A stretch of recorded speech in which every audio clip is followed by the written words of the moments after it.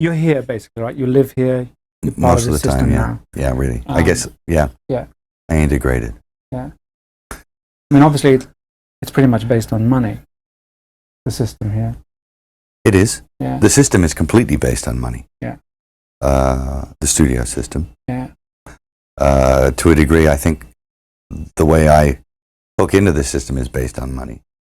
Is there a collective ethos, or somebody once said my problem was I didn't understand the social contract here. I now understand what that means. Yeah. Do you understand it? The social contract? Yeah. I think I do. Yeah. What is it for you? The social contract. You can't get mad. Mm-hmm. You can't get mad. You can't let it get you, because you have to make a deal with everyone else, and it's almost unspoken that you are going to be fucked over at some point by people who you may have done something nice for. Mm. And it may happen that by circumstance, or even very purposefully, that you fuck someone over. But that shouldn't get in the way of you being able to sit down and have fun with them. Am I on the right track? You can't build a resentment about it. Mm. You have to still try and love those people. Yeah. Because that's the way they're thinking. Because it ain't personal. No, it's not personal. They don't really mean to hurt you. No. Not really. I don't quite understand. Well, I mean, there's a lot of motivations for why it happens. Yes, many. I mean, money will make you do stuff as well, won't it? I mean, yes. One, them, us, yes. You know. Yeah, well, whoever. If there's many millions riding on a decision, it's hard to be philosophical. Yes. Yeah. Yeah, very, very hard. Very hard to be, you know, you have to choose what level of integrity you're coming in at. And okay. And I've often felt it. I've sat there and I have felt the knife slipped firmly in between my shoulder blades and tried to have it shoved through the other side through my heart. I mean, this is a bizarre place. And it doesn't take very long, and I'm sure you've experienced this if you've stayed here for any length of time. You come in, you're fresh from the outside, you're off the boat, from the farm, still got shit on your shoes, you're in here, people are charmed by that, that you've still got shit on your shoes. They're charmed by the fresh approach you bring to it, and that's a real thing. Mm-hmm. But they're also stroking the shit out of you, you know, licking you all over. And that's kind of good for you, too. It's great. But it doesn't take very long before you realize, or before it gets to you. It's cascading on you all the time. You can't get away from certain attitudes, from certain modes of behavior that this town and the industry dictate. And no matter how strong you are, when you come in off the farm with those convictions and a certain line of attack, no matter how strong you are going to be affected by this place. His whole opinion about women on film, from beginning to end, is very brief. He says, women on film, either naked or dead. Both is better. And it's like, whoa, whoa. The man has got a spiritual malady for a start. I mean, the scary thing is that I think a lot of people think that. Maybe not to that extreme. There are people, well-meaning people, and you'll know within 15 minutes if this is a person you want to work with. Yeah. Christopher Walken, first time I ever did a casting session in America.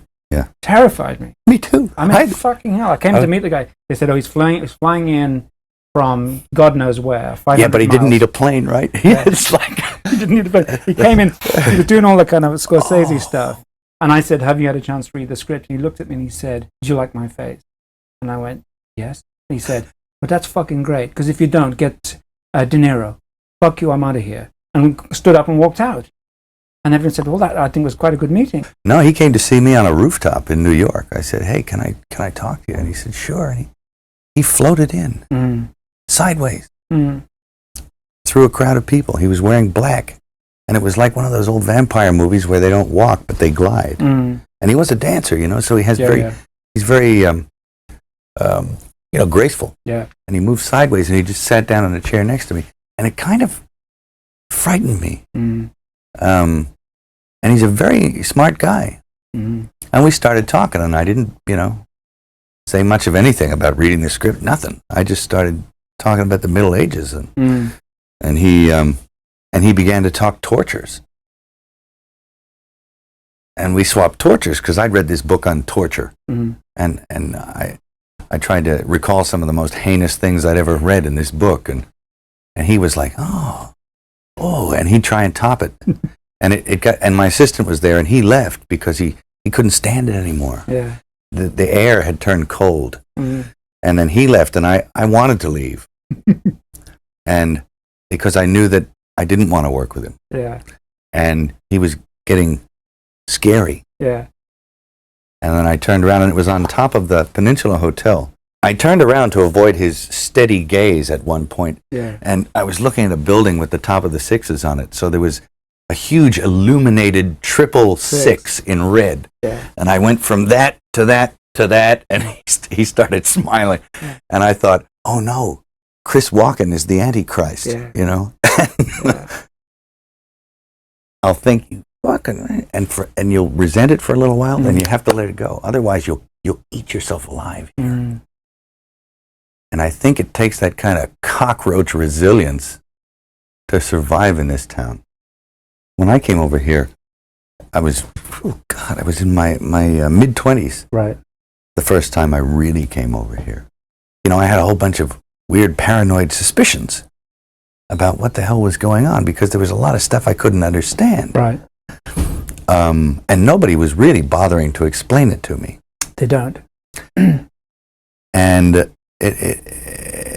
and I formed a bunch of opinions about the town and about the people in it that were like, surely that couldn't be, because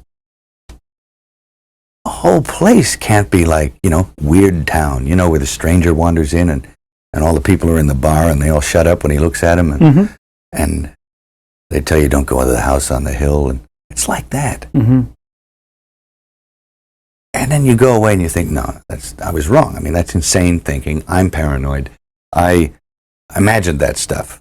That couldn't be the reason for why so-and-so was acting like. Could it? And then you find out later on the track that you are exactly on track with a lot of this stuff. Not specifically on track, but that you could, that some of your worst nightmares were real at the time. And you think, now this is what I mean by actually starting to swim up or downstream with the rest of the salmon, eventually, if you stay here long enough. Yeah. You'll find yourself doing that.